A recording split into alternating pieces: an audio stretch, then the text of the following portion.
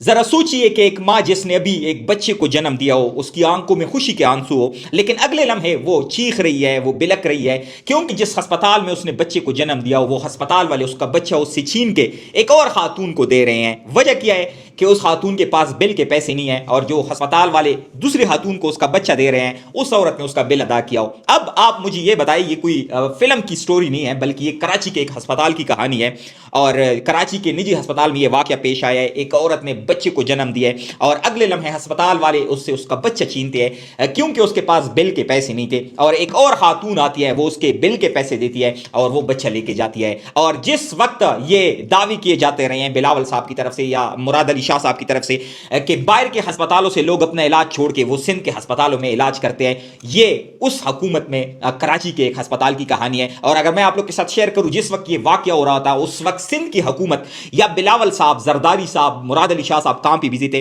वो कश्मीर की हुकूमत के लिए जोड़ तोड़ कर रहे थे। वो 27वीं आईनी तरमीम के लिए कुछ लोग कुछ दो की चीजें कर रहे थे, वो बंदों को मैनेज कर रहे थे इस सिस्टम के साथ मिलके। और वो 27वीं आईनी तरमीम पे काम हो रहा था कि हमने इसमें कौन सी चीजें पास करनी है, कौन सी चीजें हमने पास नहीं करनी। उस वक्त उनके अस्पताल के एक बच्चे को बेचा जा रहा था पैसों पे, क्योंकि जिस खातून का वो बच्चा था उसके पास पैसे नहीं थे। ये आप कह सकते हैं कि इंसानियत भी शर्मा जाती है इस तरह की कहानी सुन के। और वो बच्चा फिर उसका जो वालिद साहब है वो मुकदमा दर्ज कर लेता है, और वो जो बच्चा है वो लाहौर से बजियाब होता है। अब मुझे आप ये बताएं कि उस माँ के जख्म, जो दिल पे जख्म लगे होंगे, वो सारी उम्र के लिए होंगे। हालांकि वो बच्चा बजियाब हुआ है, लेकिन मुझे यहाँ पे बिलावल साहब ये बताएं कि जो आप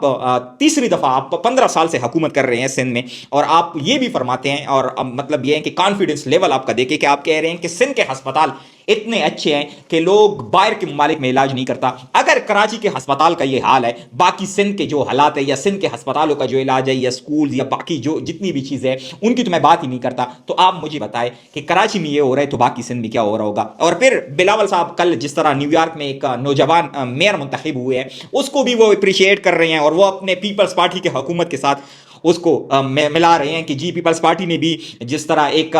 यंग एनर्जेटिक मेयर लेके आए हैं, इस तरह वहाँ पे भी एक एनर्जेटिक और यंग मेयर मुंतखब हुए हैं। लेकिन मुझे आप ये बताएं बिलावल साहब कि क्या जो न्यूयॉर्क के